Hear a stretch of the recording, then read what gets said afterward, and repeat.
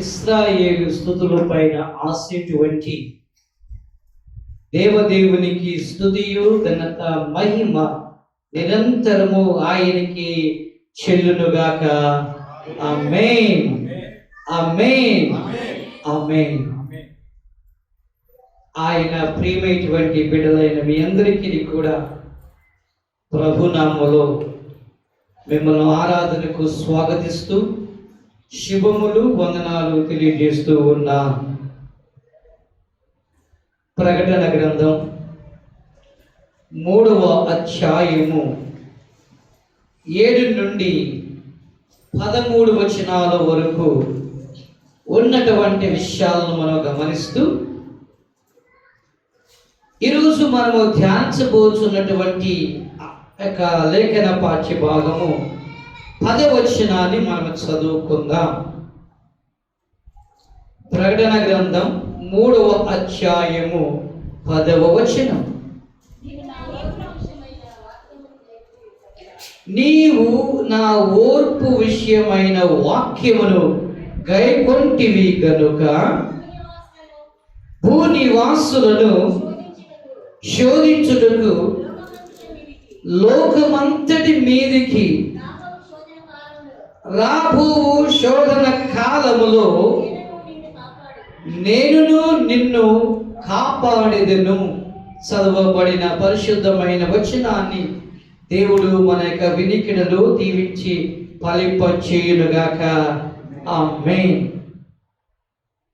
ప్రకటన గ్రంథము 3వ అధ్యాయము 7 నుండి 13 వచనాల వరకు ఉన్నటువంటి వచనాలు మనం జ్ఞాపకం చేసుకుంటే ఈ యొక్క చిన్న లేఖన పాఠ్య భాగానికి గొప్ప ఒక టైటిల్ ఇవ్వబడి ఉన్నది. ఆ టైటిల్ ఏంటంటే సహోదర ప్రేమ అన్నటువంటి ఒక టైటిల్. మనము 7 వచనాన్ని మనం చదువుకుంటే ఫిలదెల్ఫియాలో ఉన్న సంఘపు దూతకు ఈలాగు రాయము. ఫిలదెల్ఫియా అనగా సహోదర ప్రేమ అన్నటువంటి అర్థం. ఫిలదెల్ఫియా సంఘానికి ఒక పేరు ఉంది. ఆ పేరే ఏంటంటే సహోదర ప్రేమ. ఈ ఫిలదెల్ఫియా 6వ సంఘముగా మనము ప్రకటన గ్రంథములో మనం చూస్తూ ఉన్నాం. 7 నుండి ఈ 13 వచనాల సారాంశాన్ని ఒకసారి మనము జ్ఞాపకం చేసుకుంటే సార్తుస్కు ఆగ్నేయ దిక్కున దాదాపుగా 50 కిలోమీటర్ల దూరములో ఉన్న యొక్క పట్టణం ఫిలదెల్ఫియా పట్టణం. ఈ యొక్క ఫిలదెల్ఫియా పట్టణాన్ని అనగా సంఘాన్ని దేవుడు అమితముగా ప్రేమించాడు. అలాగనే ఆ సంఘములో ఉన్నటువంటి వారందరూ కూడా పవిత్రుడైనటువంటి దేవునికి, సత్య స్వరూపైనటువంటి దేవునికి వారు భయపడుతూ ఆ దేవుని కొరకు వారు ఎంతగా పరిశుద్ధముగా జీవిస్తూ ఉన్నారో అన్న విషయాన్ని దేవుడు స్పష్టంగా తెలియజేస్తూ ఉన్నాడు. అదే విధముగా ఈ సంఘములో పరలోకపు జ్ఞానము చేత నింపబడినటువంటి ఒక సంఘం. ఆ సంఘం పరలోకముల నుండి దేవుని యొక్క మహాకృప కనికర వాత్సల్య చేత నింపబడినటువంటి ఒక సంఘం. ఆ సంఘం ఆధ్యాత్మిక వరములతో నింపబడినటువంటి గొప్ప సంఘం. ఆధ్యాత్మిక విషయాలలో సామర్థ్యాలు అందరూ కలిగిన గొప్ప సంఘముగా ఉన్నది ఆనాటి ఫిలదెల్ఫియా ఒక సంఘం. అలాగని ప్రతి వారు కూడా దేవుని యొక్క మహిమ ప్రభావాలను వారు పొందుకుంటూ అలాగనే దేవుని కొరకు వారు జీవిస్తూ ఉన్నారు.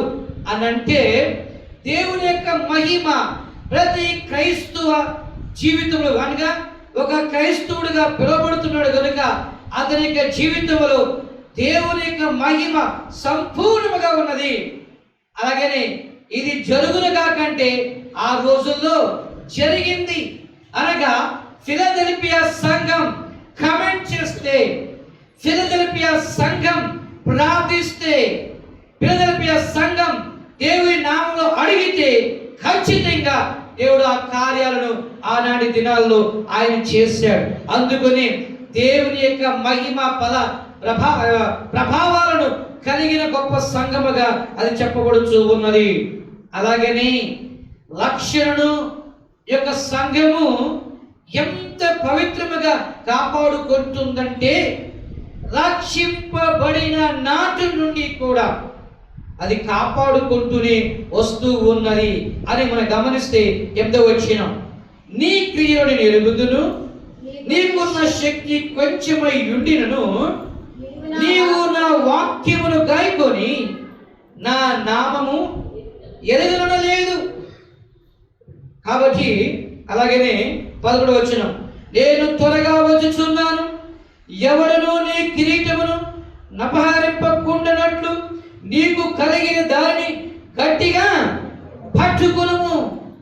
అంటే ఫ్రమ్ ద బిగినింగ్, ఏ రోజైతే నీటి ద్వారా ఆత్మ ద్వారా బాప్తిస్మము తీసుకున్న యొక్క సంఘం ఆనాటి నుండి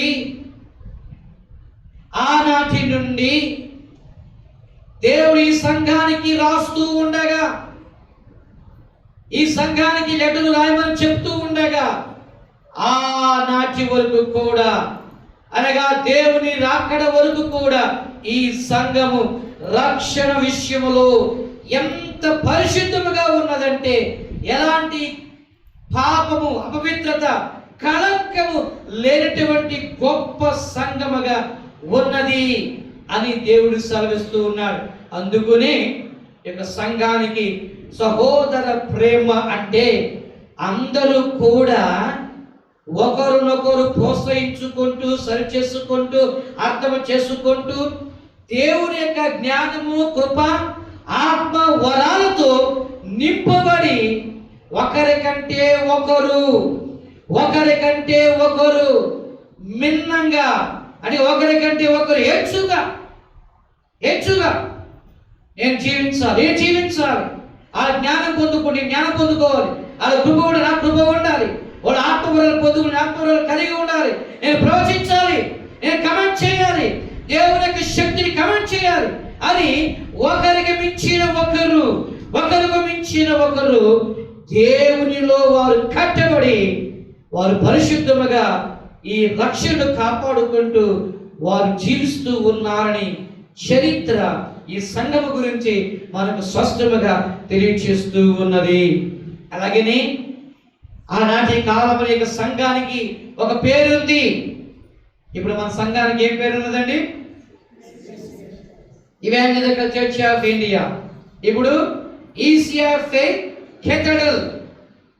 కానీ ఆనాటి కాలంలో ఈ సంఘానికి ఇంకొక పేరుంది, ఇది దేవుని సంఘము అనే ఒక పేరు. అలాగని ఈ సంఘానికి దేవుని ఇంటి పేరు అనగా పరలోకపు ఇల్లు అనే ఆ సంఘానికి కూడా మరొక పేరు ఉన్నది. అలాగనే ఆ ఇంటికి, ఆ సంఘానికి, ఆ సంఘస్థులందరికీ కూడా దేవుడు నిర్వాహకుడు, నిర్మాణకుడు, రచయికుడు ఆయనే. హల్లెలూయా, హల్లెలూయా, హల్లెలూయా. అలాగనే ఆ సంఘానికి, ఆ సంఘంలో ఉన్నటువంటి వారికి దేవుడు పేర్లు పెడుతూ ఉన్నాడు. అంటే ఇక్కడ మనం వచనం చదువుకుందాం. 12వ వచనం, జయించు వాని నా దేవుని ఆలయములో ఒక స్తంభముగా చేసేదను, అందులో నుండి వాడు ఇక మీదట ఎన్నటికి వెలుపలికి పోడు, ఎన్నటికి వెలుపలికి పోడువాడు. మరియు నా దేవుని పేరును పరలోకములో నా దేవుని యొద్ద నుండి దిగివచ్చుచున్న నూతన యెరూషలేమును, నా దేవుని పట్టణపు పేరును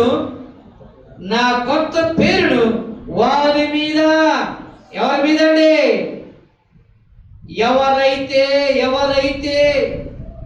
ఇలాంటి లక్షణాలు కలిగి ఆ యొక్క ఫిలదెల్ఫియా సంఘంలో ఉన్నారో వారందరికీ కూడా దేవుడు పేర్లు పెడుతూ మంచి బిరుదులు ఇస్తూ వారిని దీవిస్తూ ఆశీర్వదిస్తూ పరలోక పట్టణము అనగా నూతన యెరూషలేము పట్టణము. ఆ యొక్క సంఘానికి కూడా మరొక పేరు ఎందుకంటే నూతన యెరూషలేము సంఘము అనొక పేరు కూడా ఉన్నట్లుగా మనం చూస్తూ ఉన్నాం. ప్రియులారా, ఎంత గొప్ప సంఘం! కొన్ని వేల సంవత్సరాలు గతించిపోయింది, అయినా ఇప్పటికీ కూడా ఆ సంఘం గురించి చర్చ చెప్పుతూ ఉన్నదంటే ఎలాగ జీవించింది. సంఘం అనగా నేను, మీరు, మనమందరము కూడా ప్రభు రూపమైనటువంటి వారము, ప్రభు రక్షణ పొందుకున్నటువంటి వారము, ప్రభు చేత రక్షింపబడినటువంటి వారమైనటువంటి సంఘముగా ఉన్నటువంటి మనము. ఆ రోజుల్లో ఆ సంఘానికి అంత పేరున్నదంటే నేటి దినాల్లో మన సంఘమైనటువంటి మనకు కూడా ఆ పేరు ఉండాలని దేవుడు మనతో మాట్లాడుతూ ఉన్నాడు. మనతో ఆయన ఆశ కలిగి మాట్లాడుతున్నటువంటి దేవుడై ఉన్నాడు. మనం 10వ వచనానికి వెళదాం. నీవు నా ఓర్పు విషయమైన వాక్యములు గైకొంటివి గనుక భూనివాసులను శోధించుటకు లోకమంతటి మీదికి రాబో శోధన కాలములో నేను నిన్ను కాపాడేదను. ఇక్కడ ఈరోజు మనము ఓర్పును గురించి మనం నేర్చుకుందాం. ఓర్పు ఎలాగొస్తుంది? రోమపత్రిక 10వ అధ్యాయము 17వ వచనం. త్వరగా రోమపత్రిక 10వ అధ్యాయము 17వ వచనం. కాగా క్రీస్తును గూర్చిన మాటలు వినుట వలన మీకేం కలుగుతుందండి? విశ్వాసము కలుగుతున్నది. ఎవరు కూర్చోండి? క్రీస్తును గూర్చిన మాటలు మీరు వినుట వలన మీకు విశ్వాసము కలుగుచు ఉన్నది. రోమపత్రిక 12వ అధ్యాయము 12వ వచనం. Roman chapter 12 verse 12. Roman chapter 12 verse 12. నిరీక్షణ గలవారై సంతోషించుచు శ్రమయందు ఓర్పు గలవారై. ఏంటండి? శ్రమల యందు మీరు ఓర్పును కలిగి, ప్రార్థన యందు మీరు పట్టుదల కలిగి మీరు ఉండండి. శ్రమలు మీకు వస్తూ ఉన్నాయి ప్రియులారా. భారతదేశంలో ఆల్రెడీ శ్రమలు ఎప్పుడో ప్రారంభమైపోయి ఉన్నవి. ఈ మాటలు యేసయ్య ఆనాటి కాలంలోనే ఈ మాటలన్నీ కూడా ఆయన చెప్తూనే వచ్చారు. ఏమంటున్నారనగా మీ శ్రమల యందు మీరు ఓర్పు కలిగి, మీరు సహనము కలిగి మీరు జీవించండి అని అంటున్నారు. 2వ తెస్సలోనికీయులకు రాసిన పత్రిక 3వ అధ్యాయము 5వ వచనం. 2వ తెస్సలోనికీయులకు రాసిన పత్రిక 3వ అధ్యాయము 5వ వచనం. దేవుని యందలి ప్రేమయు, చూడండి మన దగ్గరండి, దేవుని యందలి ప్రేమయు క్రీస్తు చూపిన ఓర్పును మీకు కలుగునట్లు ప్రభు మీ హృదయములను ప్రేరేపించునుగాక. ఏంటండి?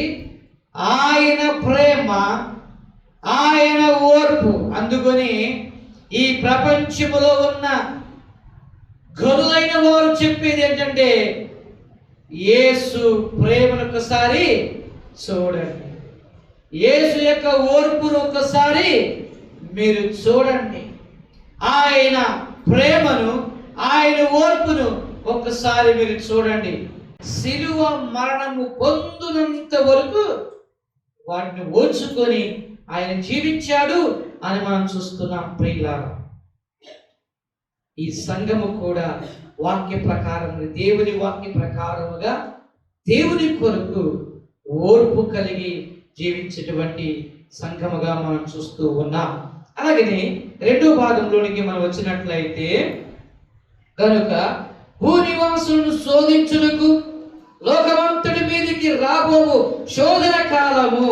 ఇక్కడ శోధించుటకు, శోధన కాలం వస్తుంది కనుక శోధింపబడుచు ఉన్నారు. శోధించుటకు మన మూడు విషయాలు మనం చూద్దాం. మొదటిగా ఈ శోధన క్రీస్తు కాలంలో కూడా జరిగింది. ఈ మాటలకు యేసయ్య అన్నారు. ఏమన్నారనగా మత్తయి సువార్త 5వ అధ్యాయము 11, 12, 2 వచనాలు. ఆ నిమిత్తము జనులు మిమ్మలను నిందించి హింసించి మీ మీద అబద్ధముగా అనేక చెడ్డ మాటలు పలికినప్పుడల్లా మీరు 12వ వచనం సంతోషించండి, ఆనందించండి. ఎక్కడండి? భూలోకములో మీ శ్రమలో మీరు ఓర్చుకున్నట్లయితే పరలోకములో మీరు ధన్యులు, పరలోకములో మీకు ఫలము ఉంటుందని మనం చూస్తూ ఉన్నాం. యోహాను సువార్త 2 ఎగ్జాంపుల్. యోహాను సువార్త 9వ అధ్యాయము 1 నుండి 34 వచనాల వరకు మనం గమనిస్తూ 22 నుండి 27 వరకు మనం గమనిస్తే ఇక్కడ పుట్టుకతో గుడ్డివాడు ఉన్నాడు. యేసయ్య ఉమ్ము నేల మీద వేసి బురద రాసి అతనికి కళ్ళకు పూసిన తర్వాత కొనుటోడికి వెళ్ళి కడుక్కోమన్నాడు. కడుక్కున్నాడు, బాగా ఇప్పటి వచ్చేసాడు. ఇప్పుడు పరిసయ్యులు, యూదులు వచ్చారు. వాడు చూస్తూ ఉన్నారు. రే, నీ కళ్ళిచ్చింది ఎవర్రా అన్నాడు. బాబు, కళ్ళిచ్చింది ఎవరు నాకు తెలియదు, కానీ ఎవరో ఒక ఆయన ఉమ్ము నేల మీద ఊసి ఆ మట్టిని బురదగా చేసి నా కళ్ళుకు రాసి ఇల్లు కడుక్కోమన్నాడయ్యా. నేను కడుక్కున్నాను, నా కళ్ళు వచ్చి. మళ్ళీ వాళ్ళ తల్లిదండ్రులకు వచ్చారు. ఏంటయ్యా, మీ అబ్బాయి మాతృ నుండి కళ్ళు లేవా? మాతృ నుండి కూడా కళ్ళు లేవయ్యా. ఈ వ్యక్తి దగ్గరికి వచ్చి 10 ఇసుకిస్తూ ఉన్నారు. అప్పుడు తండ్రి వచ్చి ఉన్నాడు. అయ్యా, వాడికి వయసు వచ్చింది, వాడిని అడగండి. వాడికి ఇప్పుడు కళ్ళు వచ్చింది, చూపు వచ్చినాయి, వాడిని అడగండి అని చెప్తూ 22 వచ్చి చదవనమ్మా. వారి తల్లిదండ్రులు యూదులకు భయపడి అలాగూ చెప్పి ఎవరికంటండి? యూదులకు. ఎందుకు? ఒకవేళ ఊరు నుండి వెలివేస్తారేమో అని, ఒకవేళ హింసిస్తారేమో అని, గాయపరుస్తారేమో అని వాళ్ళు భయపడ్డారు. చదువు. ఎందుకనగా ఆయన క్రీస్తుని ఎవరైనా ఒప్పుకున్న ఎడల సమాజ మందిరములో నుండి వెలివేస్తామని యూదులు అంతకు మునిపే నిశ్చయించుకున్నారు. చివరిగా ఈ వ్యక్తి ఇసుకుపోయి ఏమంటున్నాడు? చదువు. కావున వారి తల్లిదండ్రులు వాడు వయసు వచ్చిన వాడు వాడిని అడుగురాడు. కాబట్టి వారు గుడ్డివాళ్ళని మనిషిని రెండవ వారు పిలిచి దేవుని మహిమపరచుము, ఈ మనుషులు పాపి అని మేము ఎరుగుదమని వారితో. ఏంటండి? స్వస్థపరిచిన దేవుడు పాపి. స్వస్థపరిచిన దేవుడు పాపి. వారి కంటికి పాపిలా కనపడుతున్నాడు యేసు, అభివృద్ధుడుగా కనబడుతూ ఉన్నాడు యేసు. ఆయన మహాపరిశుద్ధుడు అండి. వాడు ఆయన పాపియో కాడో నేను ఎరుగను. అతడు పాపియో నాకు తెలియదయ్యా, నాకు తెలిసిందల్లా ఒకటి మాత్రం నేను ఎరుగుతున్నా, నేను గుడ్డివాడై ఉండి ఇప్పుడు. అది సంగతి ఏంటనగా, నేను గుడ్డివాడై ఉన్నప్పుడు నన్ను ఎవరు స్వస్థపరచలేదు, నన్ను ఎవరు నడిపించలేదు, ఎవరు బాగుపరచలేదు, కానీ నజరుడైన యేసే నన్ను బాగుపరిచాడు, నాకు చూపునిచ్చాడు అని ఆయన సంతోషించి చెప్తున్నట్టుదమ్మా. నేను గుడ్డివాడై ఉండి ఇప్పుడు చూస్తున్నాను. అందుకు వారు ఆయన నీకేమి చేస్తాను, నీ కన్నులు ఎలాగో తెరిచినని మళ్ళా వాడిని అడుగుగా, వాడు ఇందాక మీతో చెప్పుతారు కానీ మీరు వినకపోతే మీరు ఎందుకు మరలా వినగోరుచున్నారు? మీరు ఆయన శిష్యులవుటకు కోరుచున్నారా ఏమి అని. చక్కని సమాధానం. రేపు బుద్ధి దగ్గర మీకు ఎన్నిసార్లు అడుగుతారు నన్ను? ఎన్నిసార్లు అడుగుతారా మీరు నన్ను? ఓహో, అంటే మీరు కూడా యేసు శిష్యులుగా ఉండడానికి మీరు ఇష్టపడుతున్నారు, అంతే కదా నన్ను అడుగుతున్నారు ఇలాగా. ఆనాటి కాలంలోని ఇలాంటి శోధనలు ఉన్నట్లుగా మనం చూస్తూ ఉన్నాం. రెండోదిగా అపోస్తుల కాలంలో కూడా ఈ సమస్యలు ఉన్నట్లుగా మనం చూస్తున్నాం. అపోస్తుల కార్యములు 14వ అధ్యాయము 7 నుండి 18 వరకు మనం చూసినట్లయితే లుస్త్రాలో ఉన్నటువంటి యూస్తులో బలహీన పాదము కలవాడైన ఒకసారి అక్కడ ఉన్నటువంటి వ్యక్తిని ఆయన స్వస్థపరిచాడు, బాగుపరిచాడు. దాని తర్వాత ప్రజలందరూ వచ్చి వీళ్ళది శక్తి ఉంది, పౌలులోను బర్నబాసులో అని చెప్పేసి వాళ్ళని గౌరవించడానికి వాళ్ళకి పేర్లు పెట్టినట్లుగా మనం చూస్తున్నాం. చివరిగా ఆ యొక్క 19 వస్తే పౌలు గారిని రాళ్ళతో కొట్టి ఆ ఈడ్చుకొని వచ్చి వెలుపల వేసినట్లుగా ఉంది. చదవమ్మా. అంత్యోక్య నుండి ఇకోనియా నుండి యూదులు వచ్చి జనసమూహమును తమ పక్షంగా చేసుకుని పౌలు మీద రాళ్ళు రూవి చనిపోయిన అనుకుని రాళ్ళతో కొట్టేశారండి. చచ్చిపోయి అనుకున్నారు కానీ పట్టణ వెలుపలకి అతను ఈడ్చిరి. ఆయన పట్టణపు వెలుపలకి ఈడ్చేశారు. పిల్లలు చనిపోయి అనుకున్నారు కానీ దేవుడు ఆయన మరి స్వస్థపరచులుగా మనం చూస్తూ ఉన్నాం. 22వ వచనం చదవమ్మా. శిష్యులు మనసును దృఢపరిచి ఆ రోజుల్లో పౌలు గారు చేసిన శిష్యుల యొక్క మనసులను ఎదగనగా శిష్యులు కూడా భయపడుతూ ఉన్నారు. పౌలు అద్భుతాలు చేస్తూ ఉన్నాడు కాబట్టి అపోస్తలులు శిష్యులను కూడా ఆయన బలపరిచి విశ్వాసమందు నిలకడగా ఉండవాలని విశ్వాసమందు మీరు నిలకడగా ఉండండి. ఇప్పుడు ఏమన్నాడండి? విశ్వాసం గురించి మాట్లాడుతూ ఉన్నాడు. ఇప్పుడు అపోస్తలులు యేసు చేత పిలువబడినటువంటి వారు, 3 సంవత్సరాలు నడిచినటువంటి వారు, అద్భుతాలు కళ్ళారు చూసినటువంటి వారు, వారిని బలపరుస్తూ ఉన్నాడు గొప్ప దైవజనుడు. యేసుని వెంబడించలేదు. యేసు దేవుడు కాదన్నాడు. దేవుడు కుమారుడు ఎలాగవుతాడన్నాడు. యేసు చెప్తే చంపేశాడు. సంఘాన్ని హింసించాడు. దమస్కాలో సంఘబిడ్డలను వారికి రక్తాన్ని కళ్ళారా చూస్తున్న వ్యక్తి ఇతడు.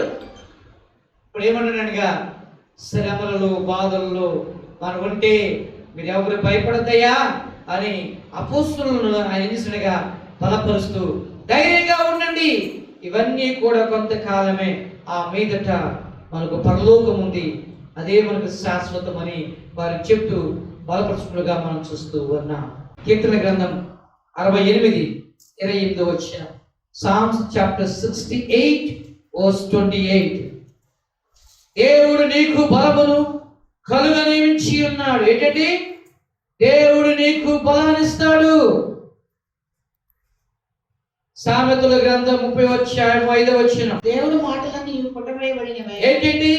దేవుని మాటలన్నీ కూడా పుటవేయబడి ఉన్నవి. ఆయన ఆశ్రయించే వారికి ఆయన కేడము. ఆయనను ఆశ్రయించే వారికి ఆయనే కేడమై ఉన్నాడు. ఆయనే భద్రత ఇచ్చే దేవుడై ఉన్నాడు. కీర్తనలు 18:30. కీర్తనలు 18:30-32. దేవుడు యథార్థవంతుడు. దేవుడు యథార్థవంతుడు. యెహోవా వాక్కు నిర్మలము. తన శరణుజొచ్చు వారందరికీ ఆయన కేడము. ఆయన శరణుజొచ్చిన వారందరికీ ఆయన కేడమై ఉన్నాడు. యెహోవా తప్ప దేవుడేడి? యెహోవా తప్ప గొప్ప దేవుడు ఏడి? మన దేవుడు తప్ప ఆశ్రయదుర్గం ఏది? మన దేవుడు తప్ప ఆశ్రయదుర్గం ఏది? నాకు బలము దొరకనేవాడు ఆయనే. హల్లెలూయా. ఏంటండి? నాకు బలాన్ని ప్రసాదించే దేవుడు ఆయనే ఉన్నాడు అని చెప్పేసి యథార్థముగా నడిపించువాడు ఆయనే. 3వదిగా మనం జ్ఞాపకం చేసుకుందాం. ద్వితీయోపదేశకాండము 4:31. Deuteronomy chapter 4:31. ద్వితీయోపదేశకాండము 4:31. నీ దేవుడని యెహోవా ఏంటండి? మన దేవుడని యెహోవా ఎలాంటి వాడు? కనికరము కలిగిన దేవుడు.